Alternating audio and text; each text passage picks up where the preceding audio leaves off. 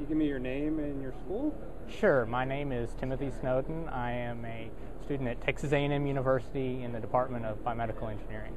Great. And why don't you lay out basically what this research you've done is? Basically, the research is in developing a prototype for a device that assists in congestive heart failure when the heart enlarges, and then that causes it to become less effective and to continue the cycle of enlargement and failure.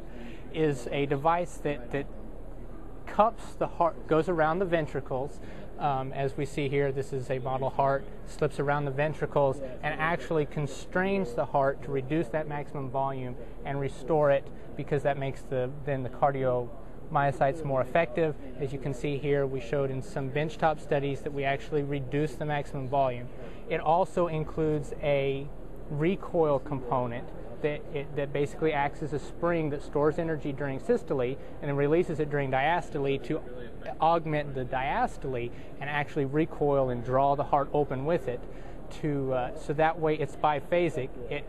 It supports both the systole by reducing the maximum volume and then the diastole by helping it spring open. And the beauty of this device is that it is minimally invasive. It's just a cup that's implanted as it slips around the heart, and it pneumatically locks to the heart so that it does not actually require any suture. It does not contact the blood flow and cause hemodynamic problems, and so it drives the heart back towards restorative regeneration and allows it, hopefully in the end, to restore and go back to normal. So minimally invasive, is there an invasive way to deal with this now, or is this sort of combating two problems at once?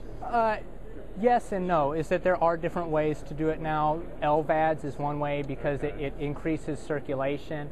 Other ways include, there are devices that address both systole and devices that address diastole. Very few that address both passively. Right. Not shown on this poster, but it also, being developed at the same time, is a component that can be added to this to actually beat the heart in synchrony with the heart cycle, so that adds an active component and to address the entire heart cycle. And finally, how far along are you in your research?